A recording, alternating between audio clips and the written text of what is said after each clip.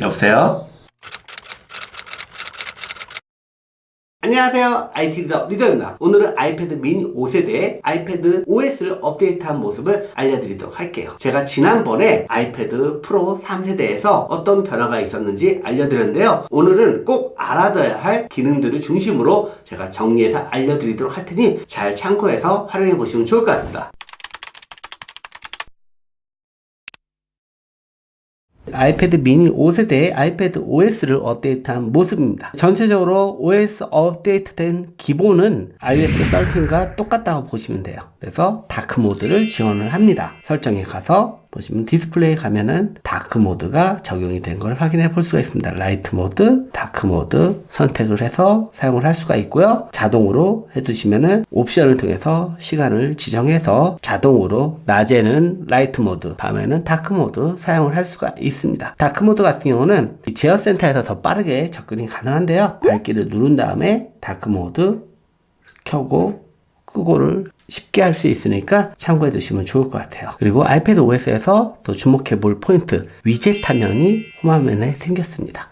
이렇게 끌어주면은 위젯 화면이 있어서 여기서 다양한 기능들을 빠르게 접근을 할 수가 있습니다. 위젯 화면은 이렇게 해서 안 보이게 할 수도 있고요. 이렇게 해서 보이게 할 수도 있고요. 그리고 이 아이콘 사이즈가 작아졌는데요. 관련 설정은 설정에 가면은 할 수 있는데요. 디스플레이 밝기 들어가면은 이 아래쪽에 홈 화면 레이아웃이라고 있습니다. 더 많이 볼 수 있게 아니면 기존처럼 큰 아이콘으로 선택을 할 수 있고요. 홈 화면에 오늘 보기 유지 체크해 두시면요. 이것이 지워지지 않고 항상 화면에 들어오게 표시도 할 수가 있습니다. 이런 부분 참고해서 활용해 보시면 될 것 같고요. 그리고 아이패드 OS에도 터치의 변화가 생겼습니다. 기존에는 아이콘을 길게 누른다고 추가 메뉴가 나오지 않았는데 아이패드 OS에서는 그런 부분이 되기 때문에 상세 메뉴를 빠르게 접근을 할 수가 있습니다. 카메라를 길게 누르면요. 이렇게 셀카 찍기, 비디오 녹화 이런 부분들이 나오고요. 그리고 시계도 길게 누르면은 알람 설정이 여기서 나오고요. 네이버를 아이콘을 누르면 통합 검색이라든지 스마트 어라운드 이런 기능들을 다이렉트로 접근할 수 있기 때문에 조금 더 편하게 사용을 할 수가 있습니다. 그리고 스플릿 기능이 굉장히 또 진화가 되었는데요. 제가 기존에도 한번 보여드렸어요. 아이패드 OS에서는 한층 진화된 스플릿 기능을 제공하고 있습니다. 예를 들어 네이버 화면이 있는 상황에서 굿노트를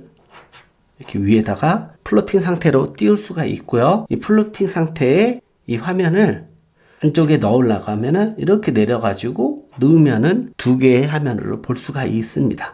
이런 식으로 사이즈 조정도 할 수가 있고요. 다시 플로팅 상태를 꺼낼 때는 이렇게 내려주면은 되고요. 플로팅 된 창 같은 경우는 이렇게 해서 집어넣을 수도 있고요. 다시 꺼낼 때는 화면을 쓸어주면은 다시 나오게 됩니다. 그리고 살짝 올리면은 아래 동 메뉴가 나오잖아요. 여기에서 이렇게 끌어다가 이 플로팅 메뉴에 올려주면은 또 여러 가지 메뉴들을 한 번에 선택할 수 있도록 사용을 할 수가 있습니다. 여기에 지금 3개의 창을 띄워놨습니다. 이런 식으로 하나의 아이폰이 컨트롤 되는 것처럼 빠르게 선택을 할 수가 있습니다. 마찬가지로 화면에 넣고 싶을 때는 이렇게 내려가지고 넣으면 되고요. 다시 꺼내고 싶다 이렇게 꺼내면 되는 거고요. 그리고 어떤 창이 있는지 보고 싶다. 살짝 끌어올려 주면은 여러 가지 들어가 있는 것을 확인해 볼 수가 있습니다. 여기서 이렇게 접근해 가지고 한 번에 들어갈 수가 있겠죠. 이렇게 메모장이 실행된 상황에서 동메뉴를 올린 다음에 메모장을 끌어올리면은 두 개의 메모를 실행해서 같이 활용을 할 수가 있습니다. 그리고 마찬가지로 인터넷에서도 스플릿을 할 수 있었는데요. 이거 말고도 똑같이 사파리 앱을 실행해서 스플릿도 가능합니다. 도구를 실행해서 사파리 앱을 가져오면은 두 개의 사파리 앱이 실행이 돼서 같이 스플릿된 화면으로 볼 수 있다는 점, 동시에 같은 앱을 실행할 수 있다는 점 참고해서 활용하시면 될 것 같고요. 키보드에도 변화가 생겼죠. 일반적으로 이렇게 입력하는 방법이 있고 아니면 나눠가지고 스플릿으로 사용할 수 있는 방법이 있는데요. 플로팅 키보드가 생겼습니다. 플로팅 키보드는 반대로 오므려주면요. 이렇게 키보드가 공중에 떠서 어떤 위치에 가져다 놓든지 이렇게 자유롭게 이동하면서 사용을 할 수가 있습니다. 한 손으로도 입력이 가능하기 때문에 굉장히 편한 컨트롤이 가능한 키보드라는 사실 참고해서 활용하시면 될 것 같아요. 자, 그리고 캡처에도 또 변화가 생겼죠. 기존에처럼 똑같이 이렇게 캡처도 가능한데 애플 펜슬로 편하게 캡처할 수 있는 방법이 생겼습니다. 애플 펜슬의 이 모서리 부분을 잡고요. 끌어주면은 바로 캡처가 되는 마법 같은 효과를 볼 수가 있습니다. 그리고 여기 보시면은 이 팔레트가 위치 이동을 자유롭게 할 수 있도록 개선이 되었습니다. 이런 식으로 위에다 둘 수도 있고요.